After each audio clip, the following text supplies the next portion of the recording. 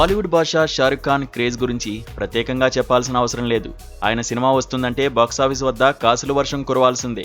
2023లో పఠాన్, జవాన్ వంటి back to back 1000 కోట్ల black బస్టర్స్తో బాక్సాఫీస్ను Sheikh చేసిన షారుఖ్ అదే ఏడాది చివరిలో వచ్చిన డంకీతోనూ గౌరవప్రదమైన విజయాన్ని అందుకున్నారు. ఆ రికార్డుల హంగామా తర్వాత ఇప్పుడు షారుఖ్ నుంచి రాబోతున్న most awaited project king.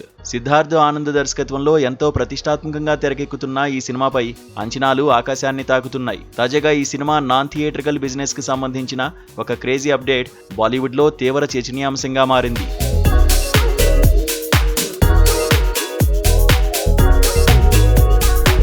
King cinema music rights కోసం ఇప్పుడు బాలీవుడ్లోని అగ్ర మ్యూజిక్ సంస్థల మధ్య గట్టి పోటీ నెలకొంది. సోనీ మ్యూజిక్, టీ సిరీస్, సారేగామా వంటి టాప్ సంస్థలు ఈ రేస్లో ఉండగా ఇప్పుడు ఒక ప్రముఖ సంస్థ ఏకంగా 50 కోట్ల రూపాయల భారీ ఆఫర్ను మేకర్స్ ముందుకు ఉంచినట్లు వార్తలు వస్తున్నాయి. ఈ చిత్రానికి సచిన్ జిగర్ అద్భుతమైన స్వరాలు సమకూరుస్తున్నారు. ఒకవేళ ప్రచారం జరుగుతున్నట్లుగా కింగ్ మ్యూజిక్ రైట్స్ కనుక 50 కోట్ల రూపాయలకు డీల్ పూర్తయితే మాత్రం అది ఇండియన్ సినిమా హిస్టరీలోనే ఒక సరికొత్త రికార్డ్ అవుతుంది. 2 భాగాలుగా రూపుదిద్దుకుంటున్న రామాయణ సినిమా మ్యూజిక్ రైట్స్ దాదాపు 75 కోట్ల రూపాయలకు అమ్ముడయ్యాయి. అలాగే ధురంధర్ 2కి భారీ మొత్తాన్నే చెల్లించారు. ఇప్పుడు ఆ భారీ ప్రాజెక్టుల సరసన షారుఖ్ కింగ్ కూడా నిలవడం విశేషం.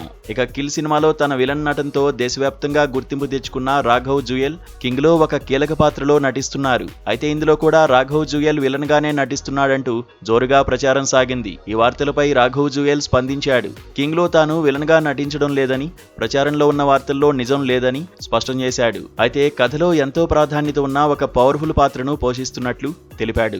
రాఘవ్ జుయల్ కేవలం బాలీవుడ్ లోనే కాకుండా టాలీవుడ్ లోనూ ఎంట్రీ ఇస్తున్నాడు. నేచురల్ స్టార్ నాని నటిస్తున్న ప్యారడైజ్ మూవీలో మోహన్ బాబు కొడుగ్గా విక్రమ్ మాలిక్ అనే పవర్ఫుల్ రోల్లో కనిపిస్తుండడం విశేషం. మరోవైపు కింగ్ సినిమా షూటింగ్ తుది దశకు చేరుకుంది.